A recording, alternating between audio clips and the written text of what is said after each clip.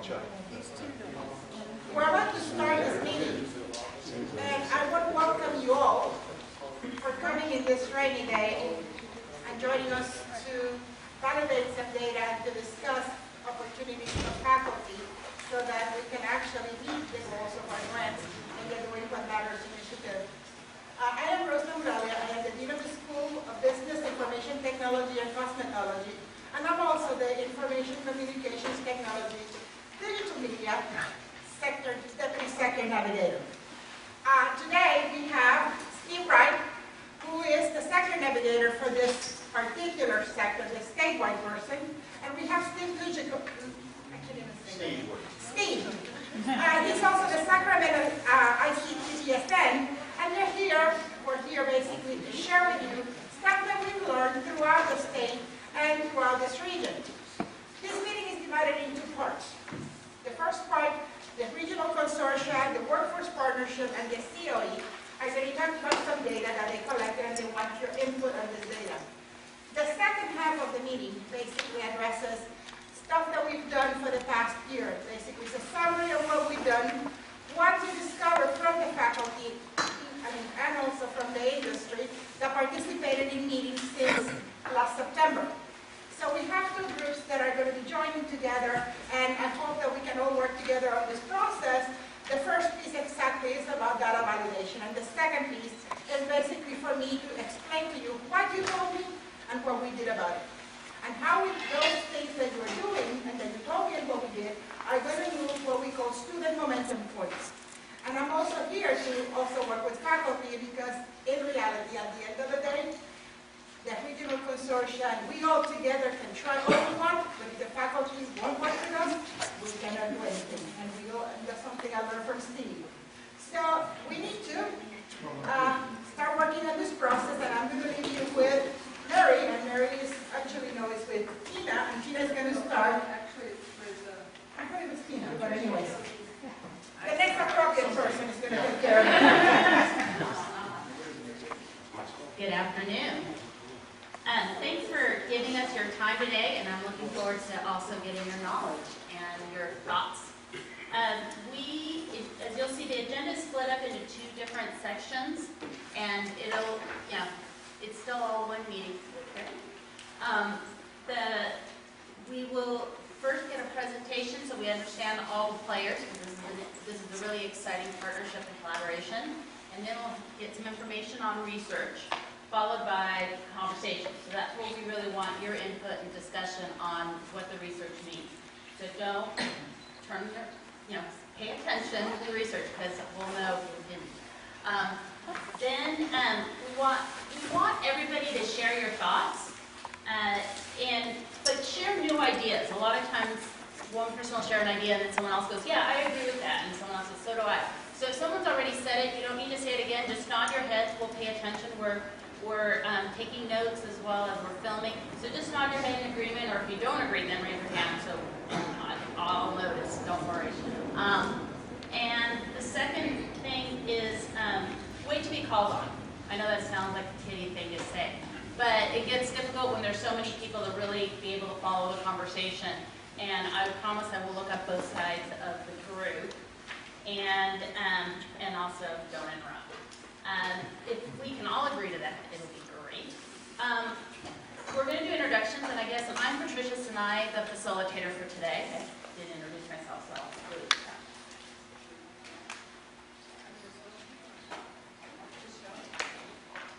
I'm Mary Wiley. I'm the Regional Consortium Chair for the San Diego Imperial County Community Colleges for Workforce Development.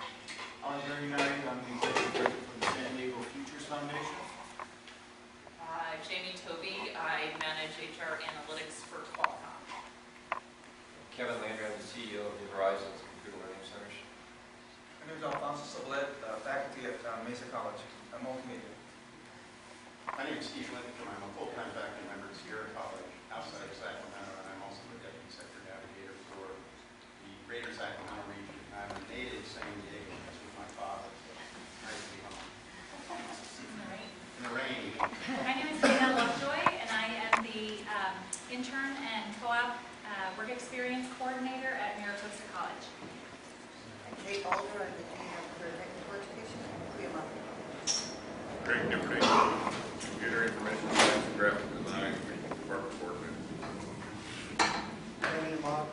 else in photo industry representation? I'm Kelly Fry. I'm a researcher at the San Diego Workforce Partnership. Karen Winston, Connect. Chuck Phillips, Digitide. Paul Margon, Engineering Director at Ezel Hamilton, managing all of our software efforts in Southern California. I'm Matthew Strebe. I'm the CEO of Kinetic IT Managed Services. I'm Rose.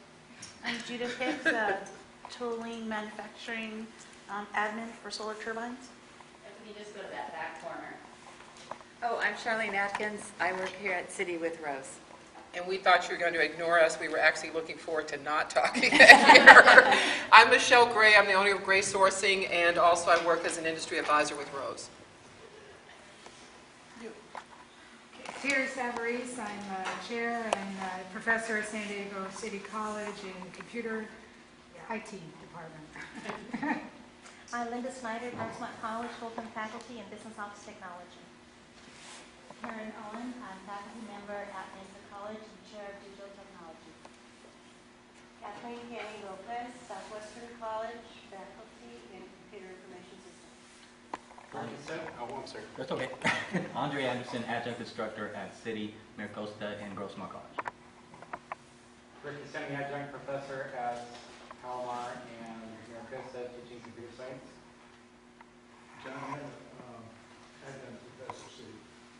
I'm Karen Braley, and I'm the BA.T Equity Partners.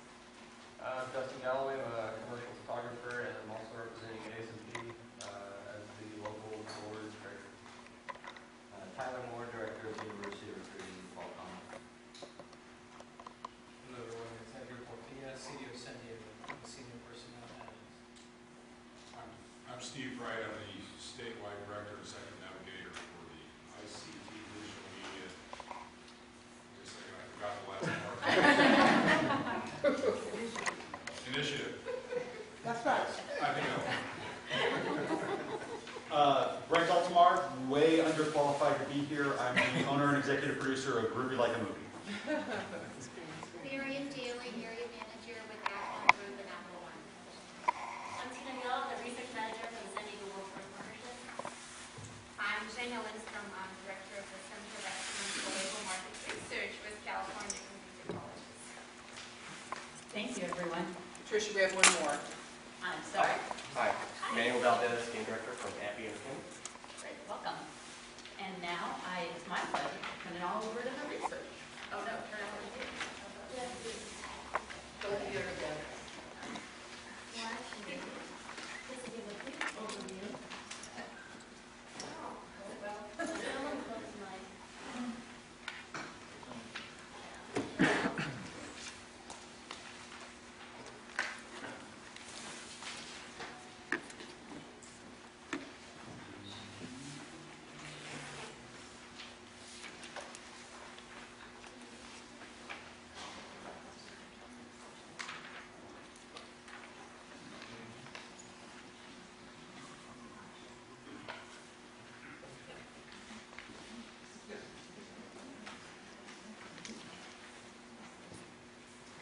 So good afternoon, everyone. Again, my name is Tina Go. Can everyone hear me fine just back there? Yeah? Okay, great. Just to give a brief background about why you're here, what we're doing, what kind of collaborative this is, we'd like to give you a brief overview before we jump into the labor market research. So this is a collaboration among several parties, actually. The San Diego Workforce Partnership, the San Diego Imperial Counties Community Colleges Association, so it's a DIGA, and the Juvenile Advantage Initiative, where the Centers of Excellence, one of the research firms, are their research arm helping us out with the research here. So just to give you a background, what the San Diego Workforce Partnership is. So we fund job training programs throughout the San Diego region. We receive about $32 to $35 million a year to help from the Department of Labor to distribute throughout the region in various programs to help the workforce become more skilled so they will be competitive enough that employers want to hire them. And so we are data-driven, and we want to be able to use data and research to be able to fund the right programs. That is why, for us, you are here for our commission, where we can understand where the industry, employers are coming from, and what they need from workers. So that way we can have a report and feed that into our programs whenever we're trying to fund future programs. So that is our initiative. I want to introduce from Sedica, Doing What Matters, Mary Wiley. This is just 3 bullet points from their goals from their website, but she can give you a little bit more background about what her organization is about. Thank you, Tina. Well, thank you all for coming. I hope you can hear me. All I'm getting is an echo. Well, the California Community Colleges have an initiative that's called Doing What Matters for Jobs in the Economy. And really what that is getting community colleges really working as regions and working with regional economies. And in San Diego, our region is San Diego Imperial. And what the whole idea is that instead of, in this area, 9 different colleges working almost on their own and working individually, we are trying to work collaboratively to meet the needs of business and industry and reduce barriers for you to see what we have available in terms of our workforce training programs, how you can access them, and how you can help us do a better job of making our programs relevant. Sometimes I think we're our own worst enemy. We name things differently at each college. Our skills training are probably pretty close to the same, but you'd be pretty hard to find that out by looking at each of our catalogs. So our goal is to work as a region better and to work with you better so that we produce a product that enhances student outcomes for us and gives you good employees. The whole initiative at the state level is to resolve the job skills gap, and I'm sure you've all heard about that. And so what we were asked to do is to pick sectors. There are 7 regions in the state, and each of the regions have a consortium just like we have. And our goal is to work together to figure out what sectors we can really focus on to bring all the resources that we have, not only our own, but working in collaboration with other agencies such as the San Diego Workforce Partnership, with the 4-year universities, with other private providers of workforce training so that we deliver something uniform, something that makes a little more sense to you, the employers. So as each of us picked 5 sectors out of a possibility of 10 that the state allowed us to pick, we picked health, biotech, advanced transportation and renewables, advanced manufacturing, and ICT digital media. And therefore, you're here because you're one of the 5 sector areas that we picked to try to focus our energies and our resources on to make a difference in this emerging sector for San Diego.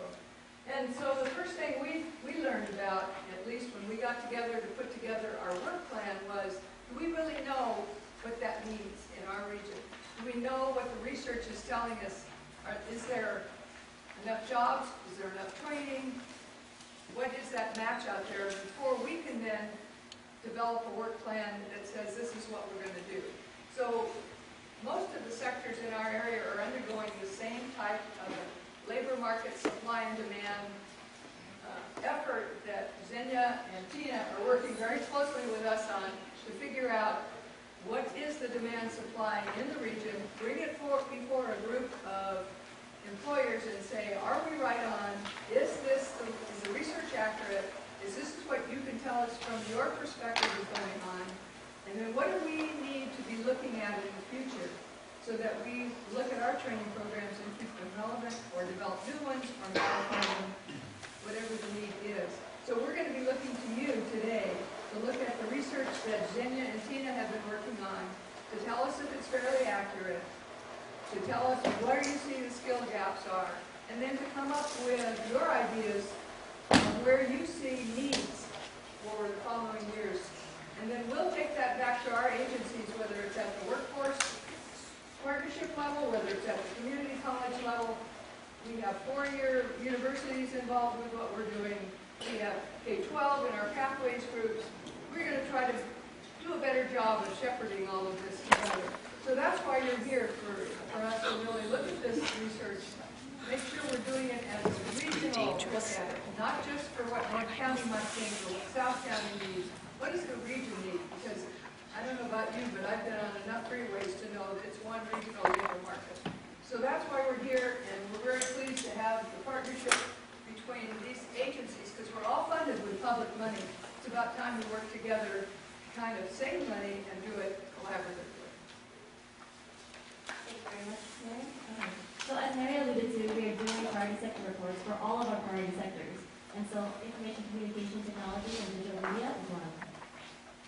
And so today, the report outcomes, which I want you to understand the final product of this. You want to understand employer needs and what the industry requires. However, this final report is going to be read by career advisors, counselors, and job seekers. They need to understand what are the skills gaps and where they should be aiming for. And this is going to be ultimately a tool for program development to fill in those skills and gaps that Gary talked about. So you are helping us direct those public dollars into the right skills and training programs.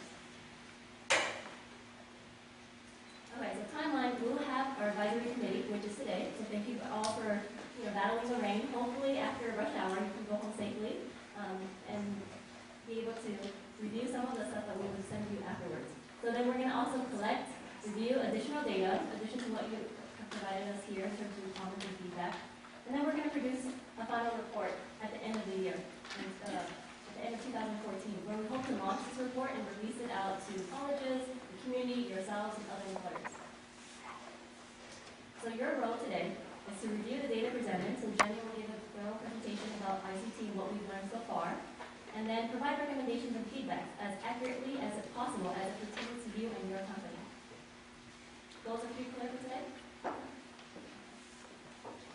Now with that, so Jenna.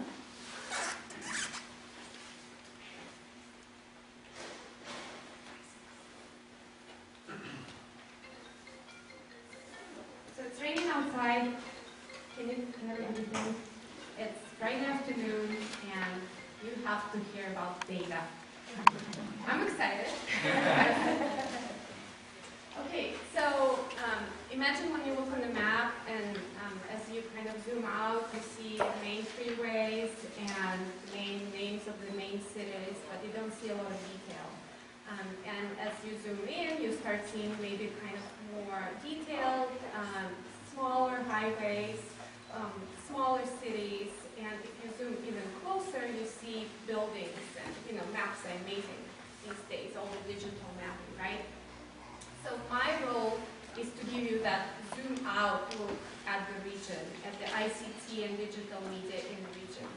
So whatever that thing that you're holding on to, your kind of big soapbox, about workforce development needs in your company or in your association is, just put it aside for now, write it down because we're going to ask you about it. But let us first give you kind of a big overview of the numbers of the supply of the workforce and on the demand side.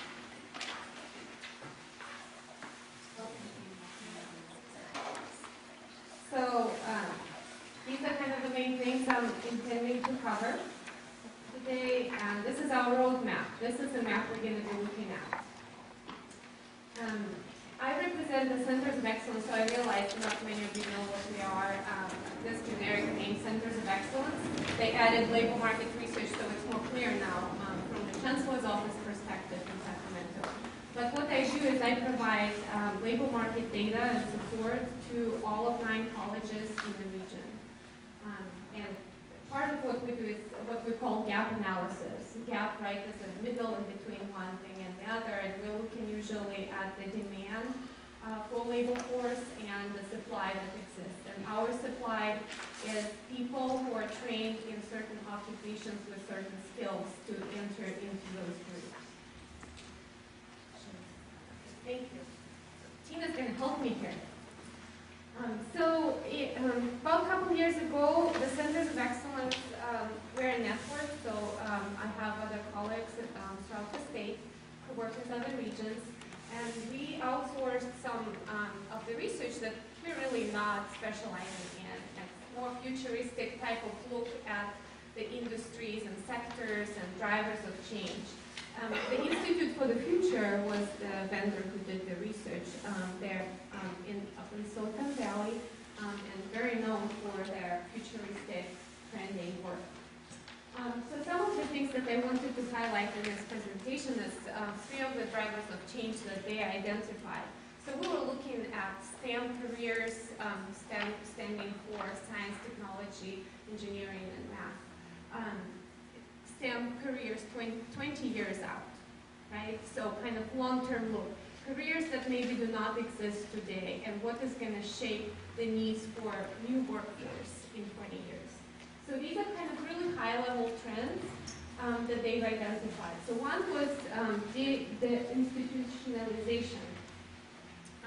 So with the emergence of new media, of internet, of digital platforms, we see new networks being created, social media, and the disruption of those technologies are creating new forms of social production, new products emerge, but also how we interact, how we do our work, and how we produce in terms of teamwork in the workplace. So that will require kind of navigating those fluid networks. That would require some new skills from the workforce. The next driver of change is smart machines. That's one of those that they've identified. So you've probably heard a lot about like 3D printing and new and more interactive technologies. Robotics is a big area where, when first Siri, right? How many of you have iPhone? When they first created, right, certain questions really were difficult to ask Siri, and I know my kids really like to play with that and ask Siri lots of questions. And it won't always work out, but now it's getting better, right? So that feedback mechanism is contextualizing is getting better. So smart machines that are kind of built on embedded intelligence and contextual awareness and sensitive feedback. Shaping some of the new tasks that have been created and new type of works. In manufacturing, for example, that's a big change. And the internet and connectivity and digital media, they're all kind of contributing to that as well. How those machines connect and interact. And of course, big data, so you've heard a lot, and probably you're living in this. I mean, you're the experts of it. So it's such a big area, a lot of conversation is around big data. So lots of big data is being created every day, and the streams of data, managing, analyzing, and visualizing the data for decision making are the big tasks of the future. Even of today, I mean, it's not, this was done 2 years ago, it was kind of a new trend, but now everybody's aware of it. Computational thinking is something that not just students who are entering careers in information technology and digital media need to learn, but almost anyone, so any job as kind of a basic literacy skill would be required. And the other issue is with so much data online, security. Cybersecurity is another big area that they've identified. Okay, so because we are going to be talking about digital media, the emergence of new type of media where video streaming is becoming the new kind of main way of receiving information rather than reading or in print. Augmented reality filters, Google Glasses and all of those products. So the disruption that new type of media production internet brought to that made it more decentralized, democratized, and more personalized. We can get your own personal experience with it. Okay, so definition of ICT and digital media industries. This is something that we've realized that IT is, one of the terms, but communication is kind of missing from that. So we've adopted, and as Liz stated in our system, that this is a sector that includes information and communication technologies as well as digital media. One big hybrid of things. And ICT kind of as an umbrella term that would encompass hardware, software, production, those firms that produce hardware, computer software, but also encompasses services, the ability to bundle the product and service, the software products and hardware products. And digital media is kind of a creative, so I stole this definition from Wikipedia. The new type of, it demonstrates that convergence of media and Wikipedia in itself, but I thought it was good because it kind of hit on some of the points. So the creative convergence of digital arts, science, technology, and business for human expression communication. So it does have, the word communication does have the word technology in it, which is part of ICT. So let me talk to you about the data that we use to, so the numbers, this is all kind of the soft stuff. The next is going to come the numbers, so buckle up. These are the data sources that we used, and I know there are lots of abbreviations that you probably never heard of, some of you, because it's really labor market research. I live in that world. So traditional labor market information, that is based on what EDD, Labor Market Information Division, and Bureau of Labor Statistics produce. So we use a private provider who packages that data a little bit better. They also include sole proprietors, which the state sources don't. And that provider's name is EMSI, Economic Modeling Specialists. The funny that I stand for international. Yeah, but it used to stand for INC, right? So now they're international. So anyway, that's our data source for traditional labor market data on occupations. It's based on standard occupational codes. Now, I more than probably anyone aware of limitations of that. You know, you post jobs, your employers, you post a job, and it doesn't necessarily, it's not necessarily called the same way as it is in standard classificational occupational system. So it's the job of Bureau of Labor Statistics to tie your job to an SOC code, right? So I'm explaining this to you because this is how the data comes to me. This is how I look at the numbers, right? What are those codes and how they're created in the system. Job postings data. This is really a new and cool data source that we recently started using. It's essentially website that spiders out to 70,000 plus career websites. If it is a big corporation like Qualcomm, it will capture those job postings. But it also goes to like Monster and Craigslist and all of the big one job search websites. And it categorizes the job postings data for us. And we'll look at it and analyze it from the perspective that we will look at. Okay, so, and then on the supply side, we look at the program completion data. So how many students are completing certificate programs, degree programs, get associate degrees, get bachelor degrees. So that's what we're going to be using. Just as a disclaimer, again, that is not a perfect source of data. It's as close as we can get to it, but we're still missing some of the smaller programs. Like community colleges have programs that are 12 units or less, and not necessarily each college is going to report the data to the state. So I didn't see those numbers. Okay, is that okay? Like the demand sources, supply sources. You have handouts. Does everyone have handouts? If not, raise your hand and Kelly will. Okay. So you have handouts, and they basically, I'm going to talk about 3 clusters that we've identified of occupations when we wrote it, but the source of the data is what is on the slide. So when we're looking at the industries really broadly, all the primary ICT industries, so those that create products and services related to information technologies and digital media, there are about 3,300 establishments, firms, companies in San Diego and Rio counties combined. They're all responsible for about 55,000 jobs, which includes all of the jobs, not necessarily all IT related, right? It could be all of your office administrators. And average industry earning per job, wow, 104,000. I'm in the wrong industry. So when we actually looked, at the number of businesses, where there are lots of companies, so they're not necessarily big, so we didn't look by size, but top ICT industries with the most number of businesses are custom computer programming services and computer system design services.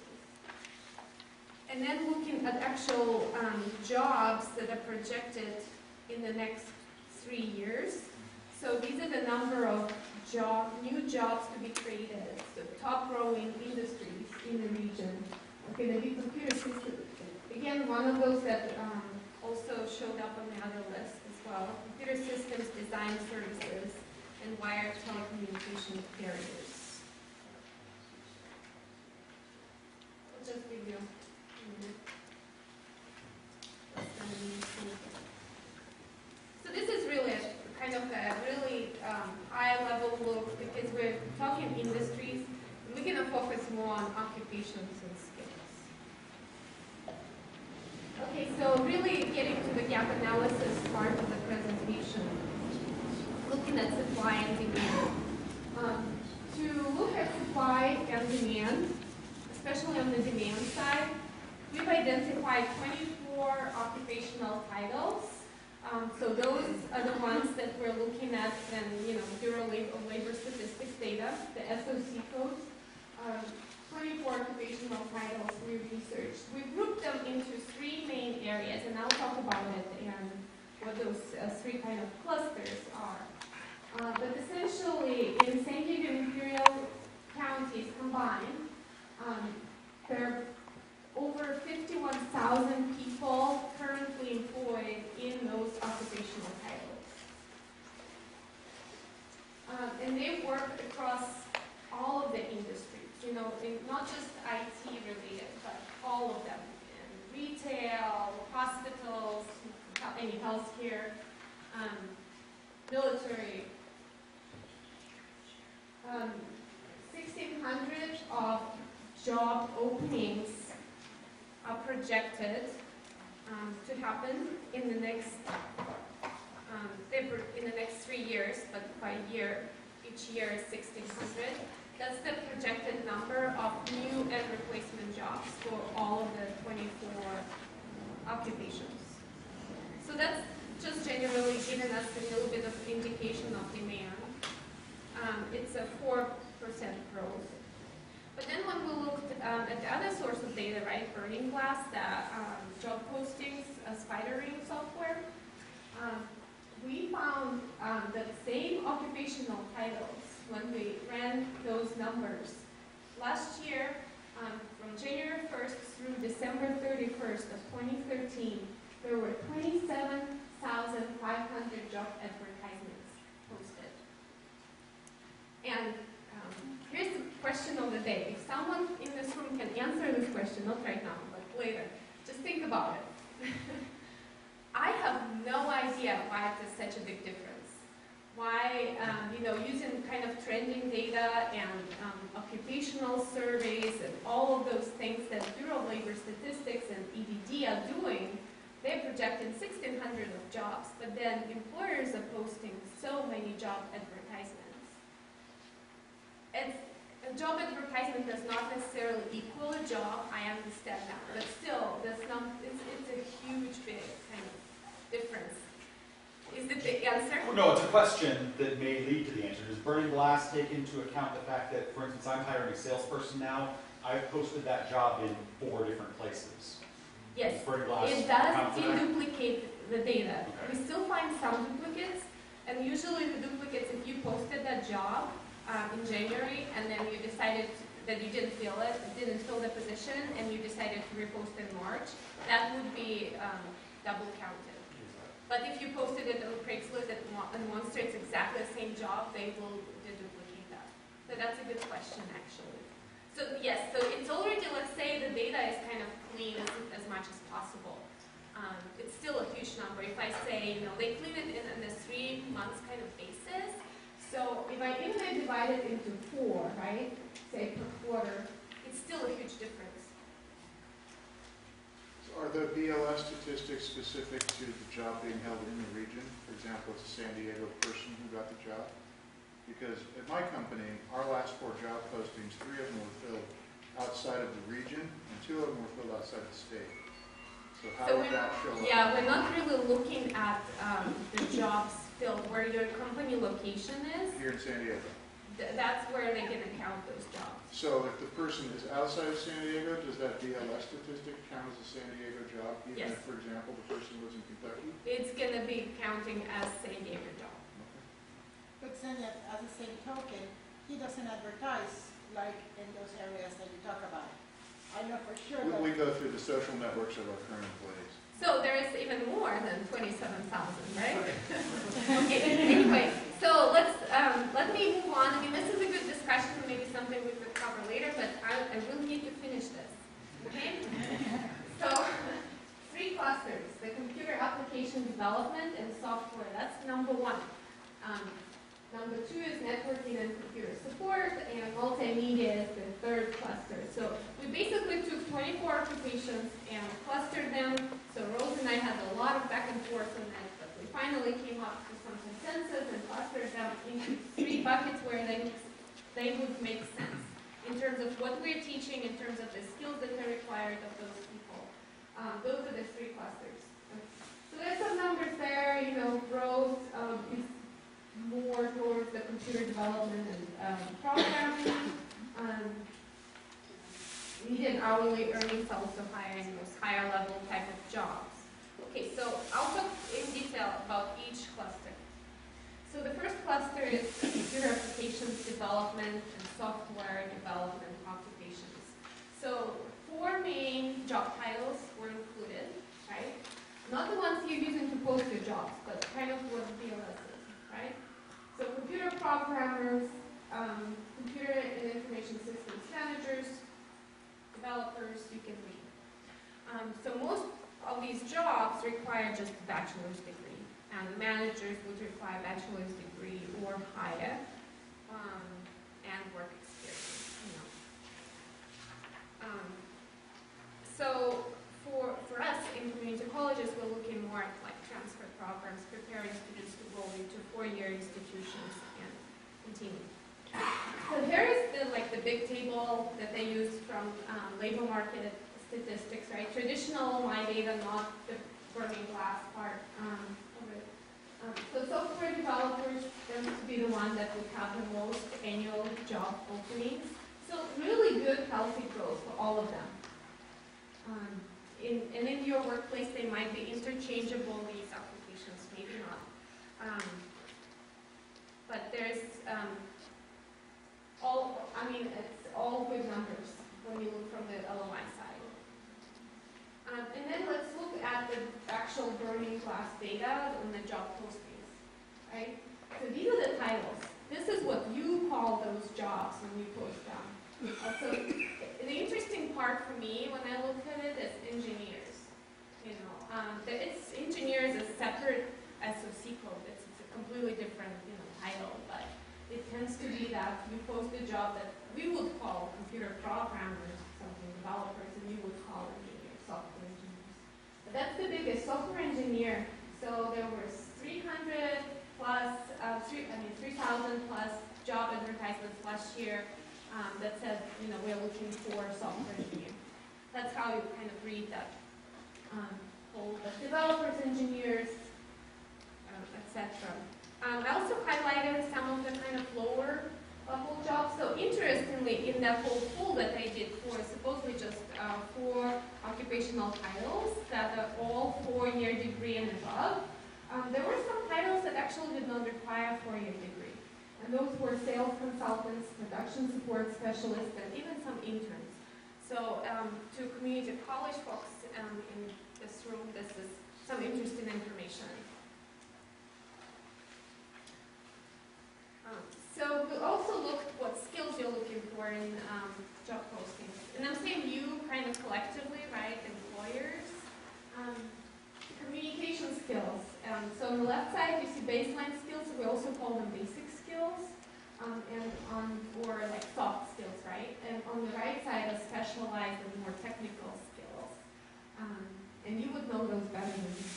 So baseline skills, communication, writing, troubleshooting, problem solving, lots of leadership is required. So when you look at the chart, you see, the 3,900 job advertisements required specified communication skills as one of the important areas. So we're really aware that you really need those skills, those soft skills. They're really important. But we often also ask the question, what are the technical skills you need? And we will ask you that today if we have time, too, like in your specific company. But this is the list that Burning Glass gave me, right?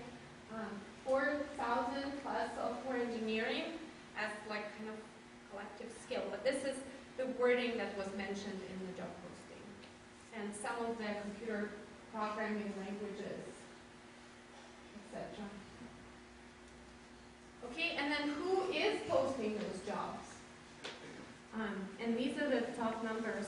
Now, this list is not exactly clean. So I have a little asterisk under University of California because it's just the way it works. UCSD, University of California, those were categorized as different entities, which they're not, right? But for the interest of time, this is what we've got. So there's more job postings from UCSD than is shown here. But Qualcomm and other names.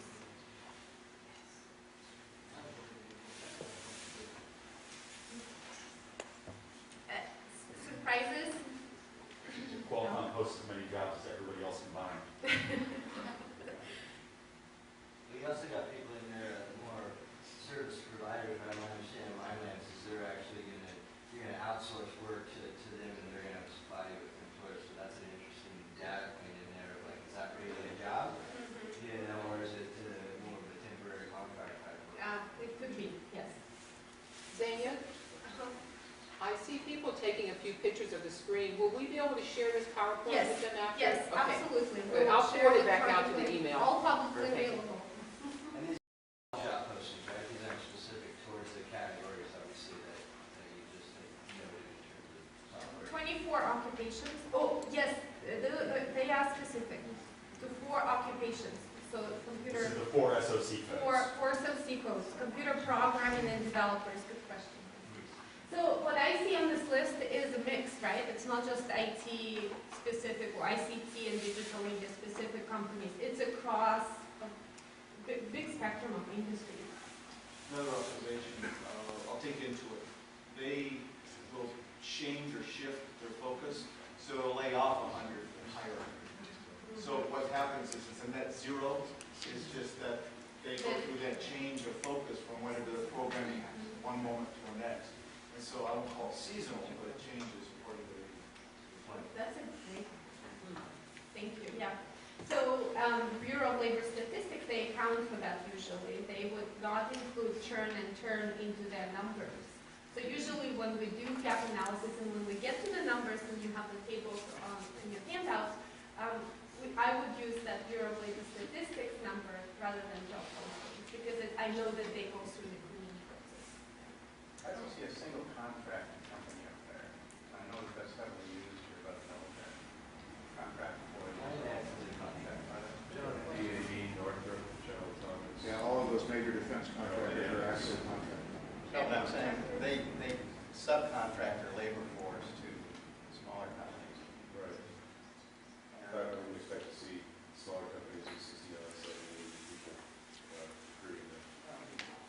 So you assume that many of these job ads were really more for contractors, like independent, yeah, subcontracting? Well, they're employees that are tied to specific contracts that are, defense industry. It doesn't mean 1099. No, not that kind of contract. No, it doesn't mean 1099. But they're not employees of, for example, they may contract with people that are contracted through contracting companies.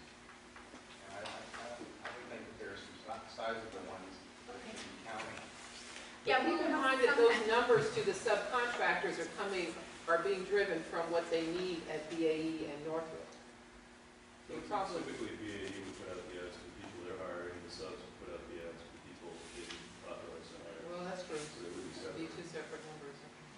And don't forget, these are 2013 numbers, right? So we've been under sequester spending.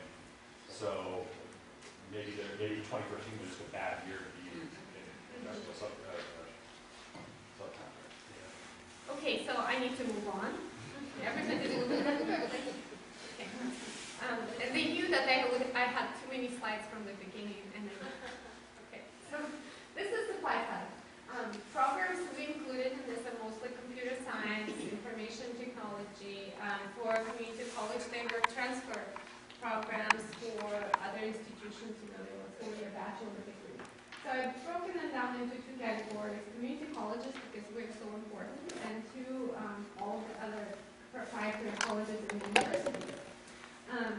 Together, you know, including like technical colleges that are only preparing for 2-year degrees or less.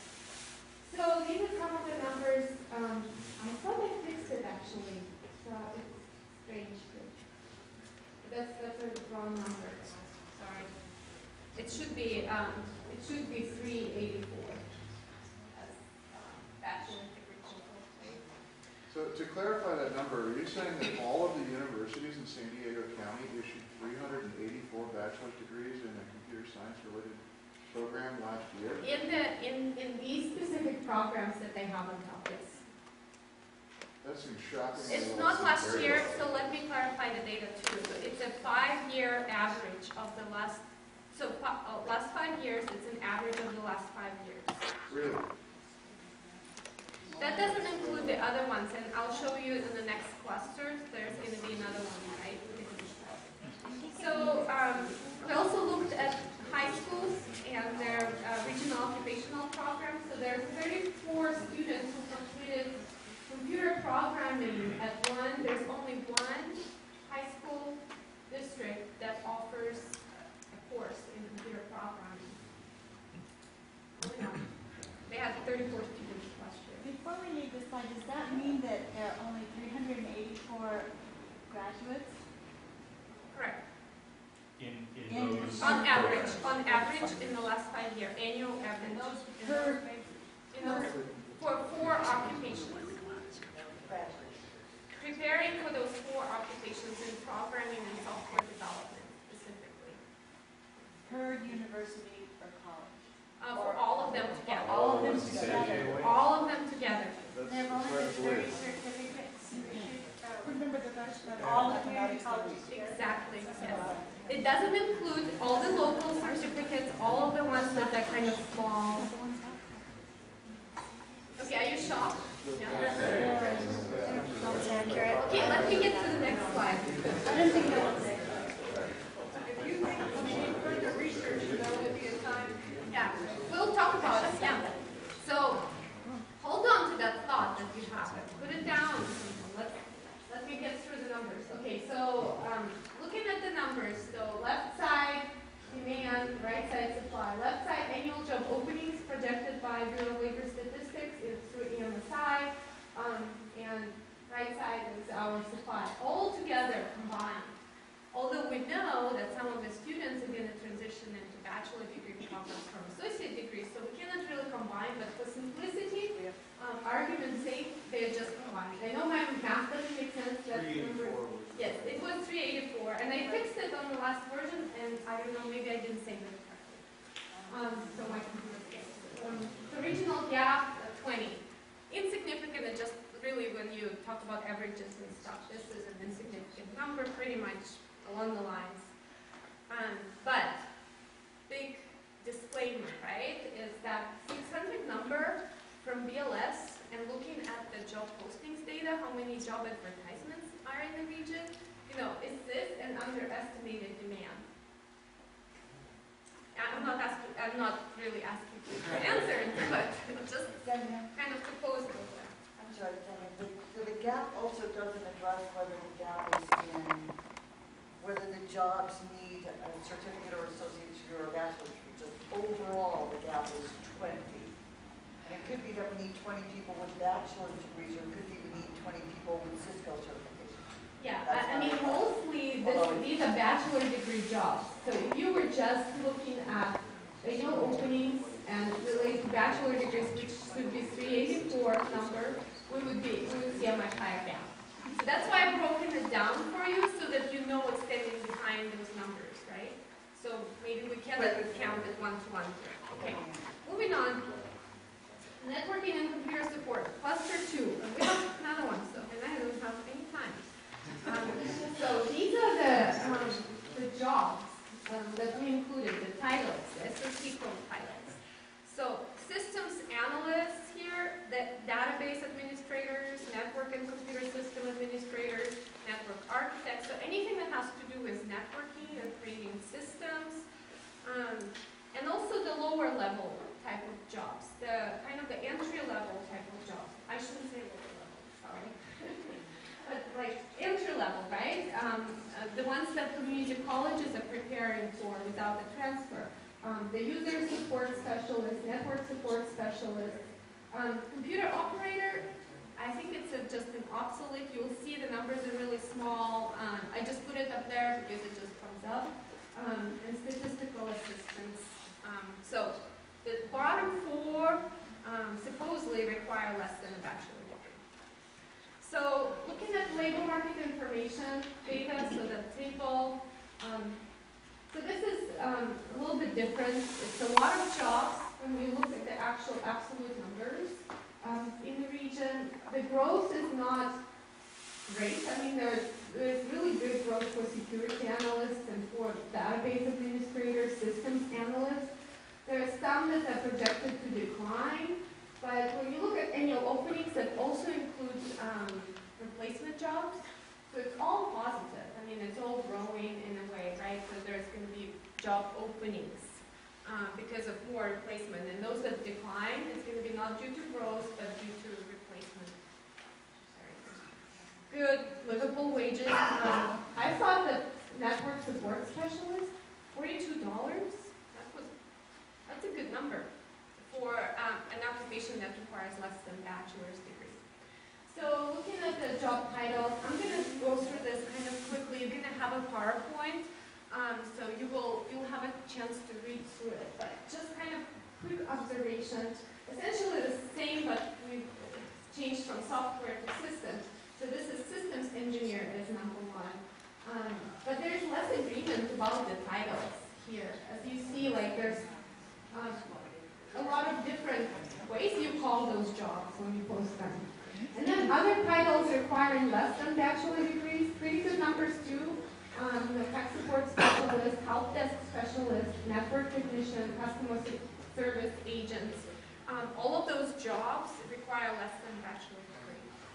So the skills are also very similar to what we saw in the first cluster, in the programming cluster.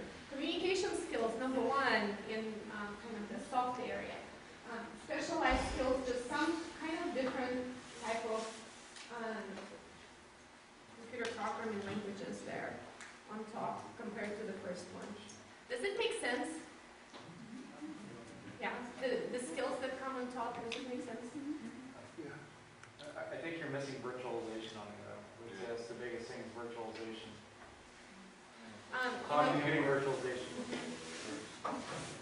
And they go talk a lot probably about rolled into that. systems engineering or system and network integration. But you're definitely right, it's It might be. I mean, the actual list is longer. These are the top ones by number of job postings where this is mentioned. So I can go back and look if virtualization is one of the things that is on the list there and how many job postings. And it's not coming. Okay, so these are the top employers. Qualcomm, again, number one. But numbers are smaller. In this cluster, when you look, numbers are a little bit smaller than the other one, which was in thousands, right? But again, a really good distribution, exactly the same industries where those employers are coming from. So I thought that was interesting. There was no big kind of difference. Is this the same set of numbers as what we saw for job openings? Same set of job categories? Yes. So Qualcomm has twice as many openings as they have current employees in these postings, in these job categories? Because that's what the numbers say. They have 1,400 openings, and now we're seeing 700. Yeah, Different categories. Different categories. This is job advertisements that they posted last year online. And the number we saw was projected annual openings for the whole kind of industry. But you're right. I mean, they're so different. This, like, in terms of just the scale, these numbers are much bigger. Okay, so moving on to the supply side, these are all of the programs we are teaching in the region. So computer information systems, information technology management, computer information system security, networking, infrastructure, and of course computer support, so those kind of for the more entry-level type of jobs. So community colleges, on average in any given year, in the last 5 years, right, using last 5-year average, graduate 80 students in San Diego and Israel counties with certificates and 61 with associate degrees. So those are the numbers. Proprietary colleges and universities have a little bit higher numbers. But you see, not so much on bachelor's degree anymore. This is a more even distribution between degrees. And then looking at the gap analysis and demand supply, numbers look really similar to the other cluster too. This one has more occupations though, but less bachelor's degree. And slight oversupply, which again, I would say it's about even. So I'm not get picky with the numbers, considering we're using a lot of averages there.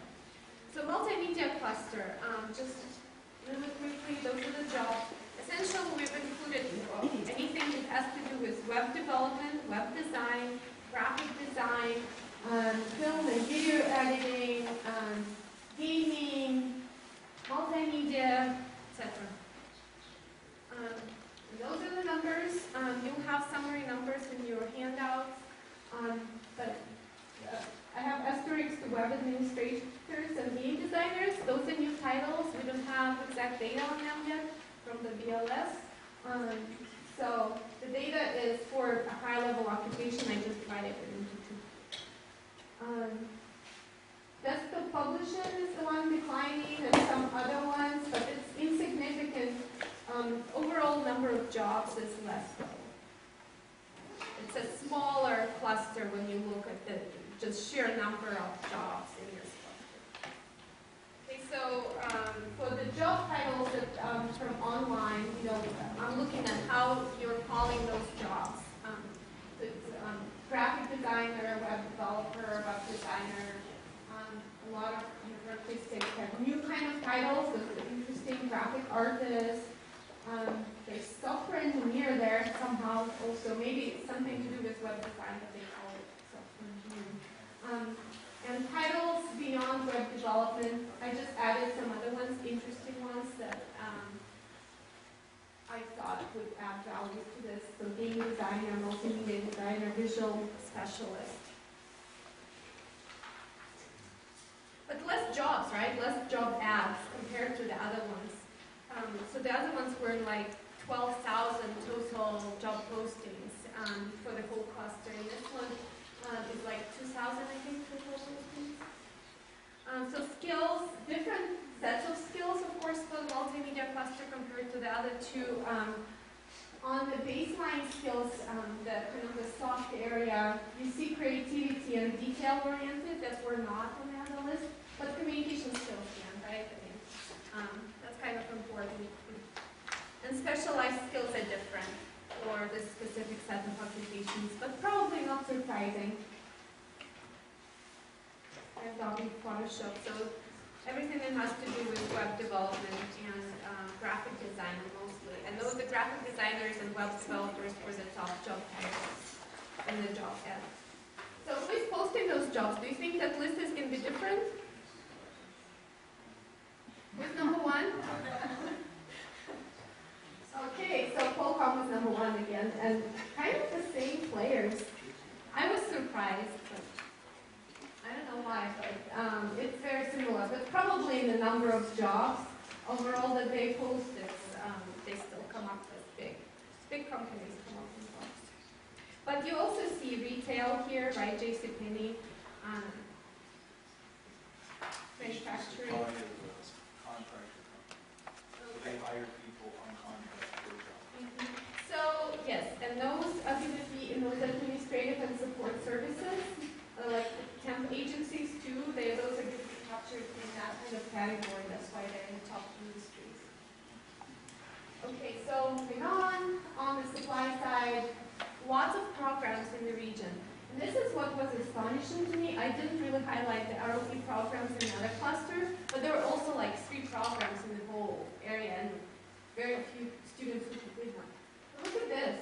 For Peter, our ROP programs, high school programs, 5,800 students do those programs. I thought it was like huge, and the list was really long of different types of programs they offer. So definitely we have high schools that are preparing students, I believe even like some career exploration activities and getting students interested in those courses. But we don't have that on programming and software development side.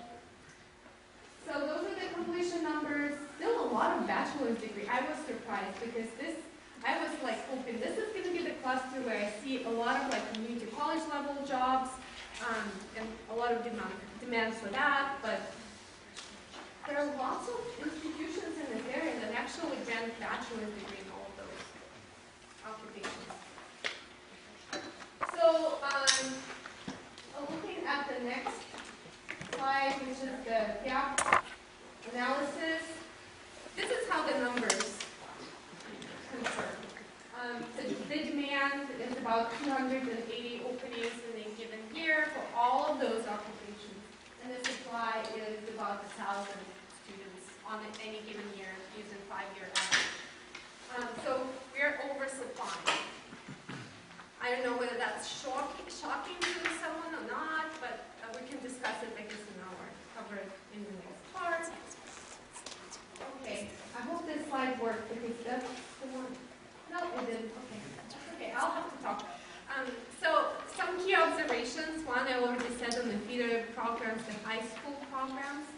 When you look at those, we have a gap there, essentially, because we're not really doing a lot in computer programming.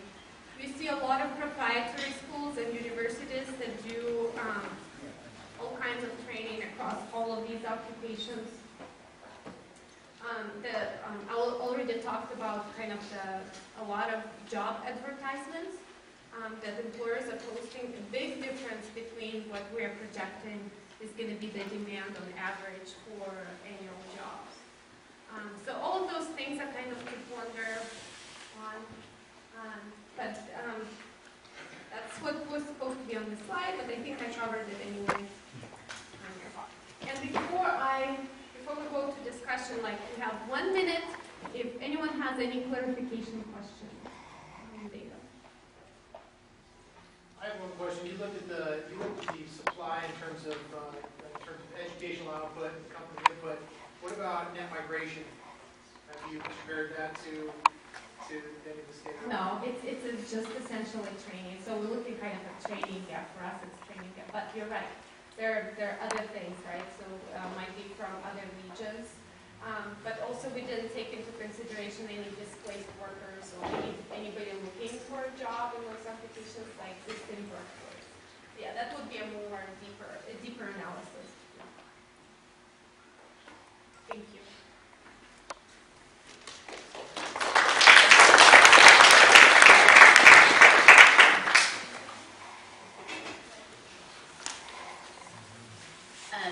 So we've got a little bit of time to really get your input, and this is the part that's really valuable for us.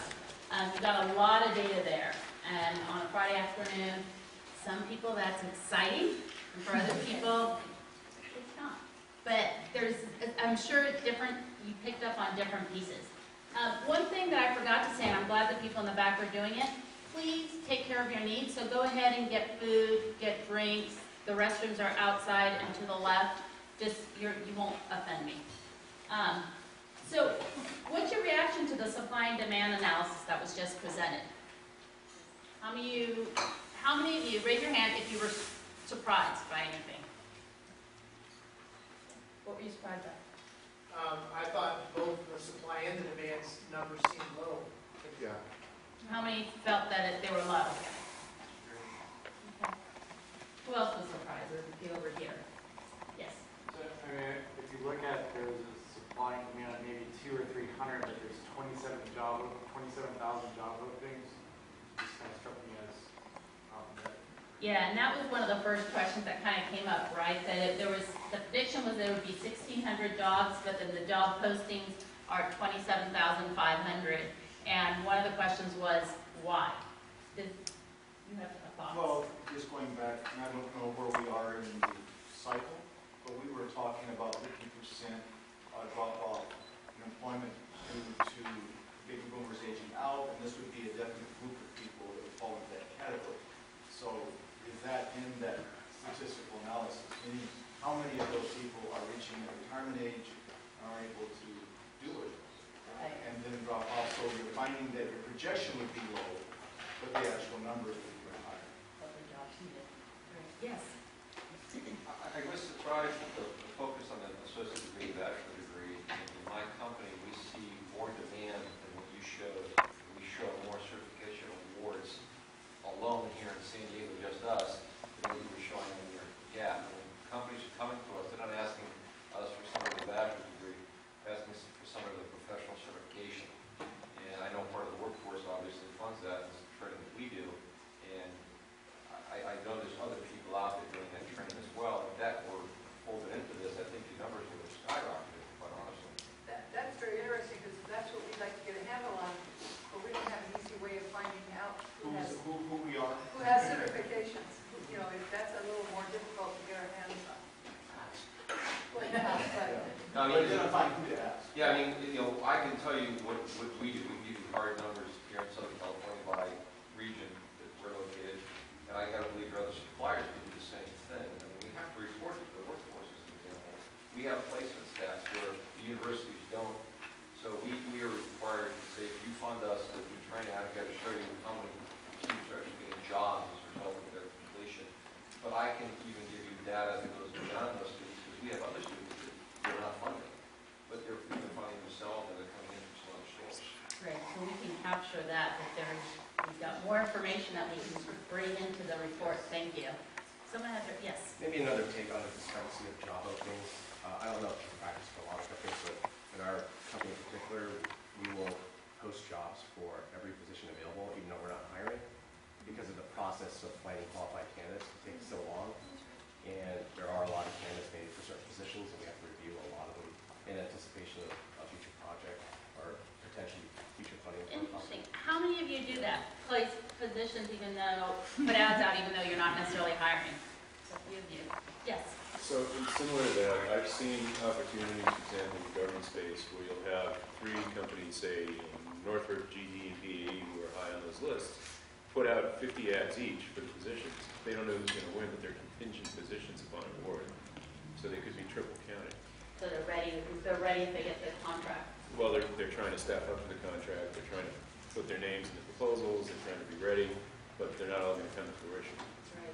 Yeah, I agree with those points. However, I think it's also counterbalanced by the fact that there are a lot of companies that don't post any jobs at all. They're still hiring, both because their posting jobs cost money, and possibly they may feel that they know something ahead of time for the position. So I think that while there are definitely duplicates, there are also many, many jobs that go unposted. I'm curious as to whether those things cancel one another out. Yeah. Yes, sir.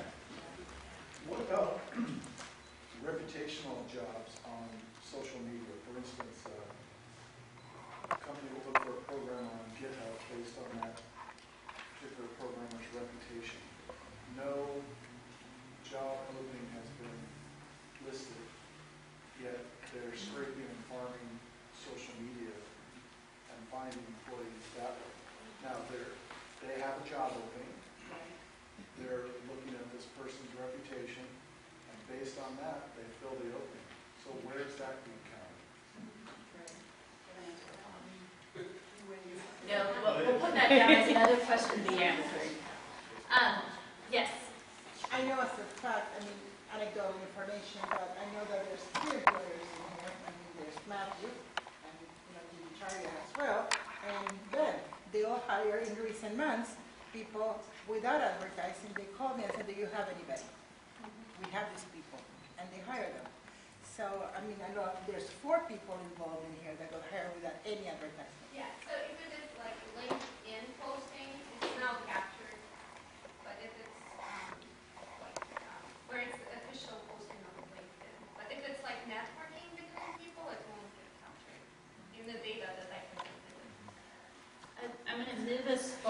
to another question, which is, what are the top 3 occupations, jobs that you find in demand? So what would be just the top, together as a group, we can create this. What would be one of the top 3? Yes. Software development. Software development. Everyone agree? Yes. Nod your head. Great. Yes. And I don't know, do we want to clarify that to probably, I would say even specialize in the mobile app development or just software development in general?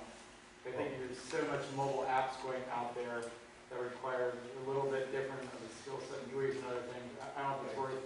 I think that skill, I mean, you're still going to be based on programming platforms, right? And I think if you can do embedded C, you're going to be able to quickly pick up Java or whatever else is kind of out there. I mean, I think then you're kind of putting it into 2 finite categories versus looking at more from a broader ecosystem standpoint of where employment is driving versus where job opportunities are today.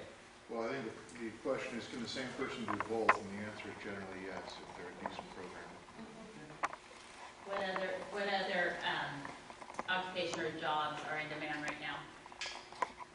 I was going to say, I think that in the field of infrastructure, hardware, or networking, the reason for that is that unfortunately you can still outsource programming. You can't outsource infrastructure.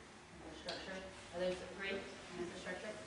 Project management. We just did a digital task force this week. Project management and product managers came up. It's very hard to find because it's that combination of leadership and technical skills.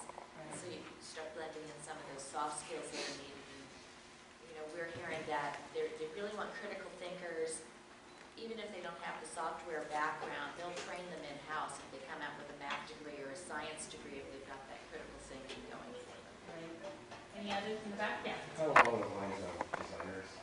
Designers? Designers in the whole, you could have UI/UX designers, you could have game designers, you could have software designers. I mean, software designer is different from a software programmer. Programmer knowing the platform and all the languages, but it takes a different skill set from a programmer to understand the focus with what the end goal is, what the experience is, as opposed to being able to do the work and understand when you actually were able to achieve those goals. Right.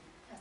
But then the ratio of work that needs to be done, I mean, isn't your designer, I mean, the amount of designers needed to the amount of programmers needed, isn't that ratio going to be fairly different? It is different. There's probably fewer designers, but we're finding if you compare 2 large companies like Microsoft and Apple, both create software. Who's the better software designer? Microsoft is more focused on technology as opposed to Apple is the designers. They're thinking of the experience of designing software. And I think that no one's from Microsoft. It doesn't matter if they are. Yeah, I mean, generally, in my industry, the game industry, we hire a lot of programmers, not a lot of other positions, artists, production artists. But an artist, as opposed to a designer, is totally different. People think that's synonymous, but it's not. There are 2 different ways of thinking. It's a designer is an artist that thinks about the entire project, the entire experience, as opposed to generating content. If you were to look at the kind of the top, what was in your head for the top 3 occupations or jobs that were in demand, does that differ from what the top 3 occupations or jobs that you're having a hard time finding qualified people? Okay, they do differ? All right, share. Hardest person we can find is a salesperson. Salesperson. And that means quite a degree to it. At least according to Requires work ethic. Well, in the nonprofit field, which I know well, they say fundraisers, so it's the same skill set. Anybody else? The hardest to, is there one that we haven't discussed that's the hardest to fill? Great. How heavily do you weigh, and the scale, we're going to do this on a scale to 1 to 4 just to make it quick and easy. But how heavily do you weigh certificates or degrees from accredited institutions when you're hiring? 1 being very important and 4 not important. So very important 1, just raise your hand. Yeah, sorry, I started here. So how heavily do you weigh certificates and or degrees from accredited institutions when you're hired? When you say accredited institution, are these your JCs or universities? versus grade school? Yes. No, it can No, be grade grade school. school. It's Combining all those versus But if what? there is a difference, that would be interesting. That's on, So Are you saying, For you. nothing credit or certificate education? Degree or no degree. The degree or no degree. Yeah, degree or no degree. it also depends on the role. I mean, it's different for a computer software engineer, developer, whatever, than, right, exactly. Right, so it could go from very important to not important, all depending on what the job is. Exactly. Yes. Yeah, and from the multimedia person in the room, I think there's a couple of us, but I mean, I think I'm gonna have a vastly different answer than the computer scientist in the room. Right, and tell me more on that. I don't care about the certificate program. I could care less. I care about their work. I look at their portfolios. Right, the portfolio, yeah. Yeah. Portfolio. Any other comments on this one? I moved away from the 1 through 4 since we had already messed up the question. I hope you don't mind. Are there some credentials that are more valuable than others? Credentials or certifications? Do you understand credentials? Does it make sense? Could you please It's define degrees from university Versus, as opposed to a certificate or a diploma. versus like an industry certification. I would argue in some instances, the certificates from the industry institutions are more valuable. Depends Depending on on, the job, by every requirement. So we have to be clear on what jobs we're talking about. Going back, I think the degrees in the programming are essential because you have to understand the foundations on which to build upon. Whereas going back to network administrators, you're understanding the concepts and being able to perform within that framework versus needing to build a lot of the ground. Right, I've heard that before too. Anything else over here? You guys have been quite back in that little corner. No, you, yes. I'd just say, security architects, credentials are critical. I mean, we need to have these people vetted. The process is pretty thorough. But on the other hand, security analysts, certifications, I think are satisfactory. Anything else on that one? Great, thank you so much. We talked a little bit about skills that were missing when we were looking at the data. One of them was visualization. Is there virtualization? I knew I was going to get that wrong. I was trying so hard. Virtualization. Are there any other specializations, technical or hard skills? Not the soft skills that we discussed earlier, but more the specialized skills that weren't included that we should really be asking about? I didn't see reference security at all. It was kind of buried in there, but that's a specialty for that. So It's a critical specialty. it's references security or security? Security, information assurance, Yeah. cyber defense, is that the line? Stevie was there. He was there. Yes. So He was there, yes. One of the earlier questions you were asking about what wasn't there and what people, what do we need? I have a problem getting good information security engineers, and I'm sort of disappointed I didn't hear more of that throughout the room, because frankly, it's going to be an ongoing problem, it's going to increase. Yeah. How do others feel now that you, sometimes you just have to say it out loud and others go, yeah. I'd echo that. Can I add? Yes. For an information security engineer, though, you're looking for a 4-year degree. I am, and in fact, we're also looking for information security analysts with a lot of certifications. Right. And that's a challenge as well. Okay, thank you. so I think for information security, I think that there's two things. Number one, it's an area that's growing fastest. So the absolute need is less, because also you only may need 1 or 2 really solid information security engineers in your company, but you might need 15 programmers. But I also think it's more of a nascent field, so I think it's growing more quickly. And 10 years from now, that may be the number one thing, but right now I think there's still more developers on absolute scale. Yes. And what I'll say on that, as coming from a small company, the saying always was that sales is everybody's job. I think what we found now is that security is everybody's job as well. And so I think it is important that in any of these industries that the students come out with at least some knowledge of information security. Because it's so critical. There's so many places in which that security can fall down. And so I think it is whether or not you get a degree in information security, having some level of background within this industry is important and going to be more and more important. Now, I really do want to hear from that corner over there. You got anything I to have add? something to say. Last year in this environment, with someone in Matthew was in the group, and there were others that are not here today, I asked very specific questions about certifications and programs that apply to community college, and I believe you were in that meeting as well. And see, it depends. We are a community college, and we have to acknowledge who we are. I mean, we have to stay within our realm of what we are supposed to offer. And it was clear that some security courses apply to the community colleges while others don't. Example, ethical hacking and Security Plus were acceptable for the community colleges, but moving into CISSP was not. And that was quite clear, because if you do not have a bachelor's degree, you can't take the test. And you have to have industry experience as well. So we came up, I mean, we were going to offer some, outstanding stuff, and the industry said don't do it because we won't hire them. So we have to acknowledge who we are. But we can provide a foundation with Security Plus, ethical hacking, and something perhaps in addition to that, and establish what I call a baseline in security knowledge, so then they can go further on to another institution and get the rest. Well, to amplify what you're saying, for example, the CISSP certification requires a certain amount of industry experience and actually colleagues that will vouch for you, and it is impossible to get that degree out of the school. So. I've got a hand raised over here. I was going to talking about the role that schools may, the colleges may play, and that is, I want security for artists, right? I want just like math. You have math for the artist.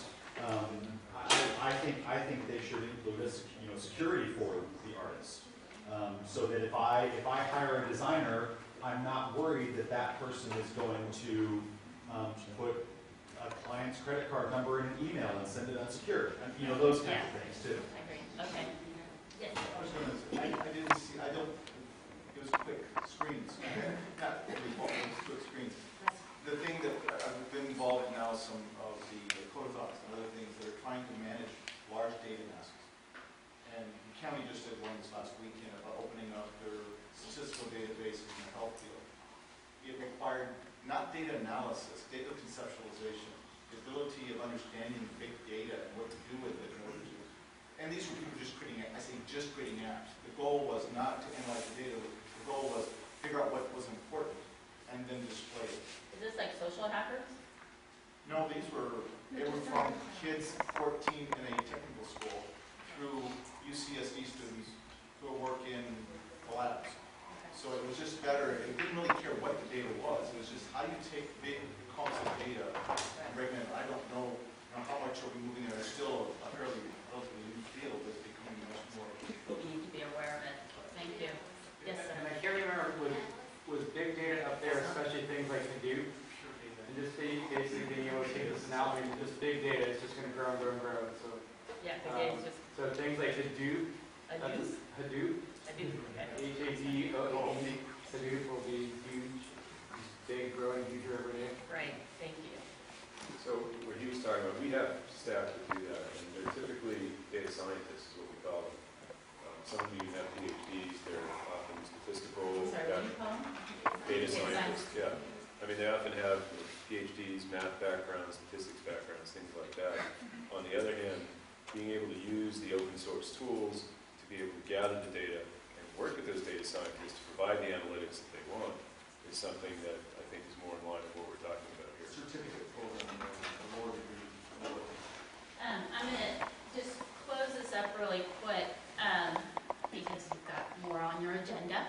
I wanted to ask, as we think about how we're going to develop our work plan for the next year, and all this information in this report is going to help us develop those work plans. Based on your perspective and the data you saw, what can workforce developers and training institutions do to address your needs for qualified workers? So those that are preparing the workforce, what can they do to help?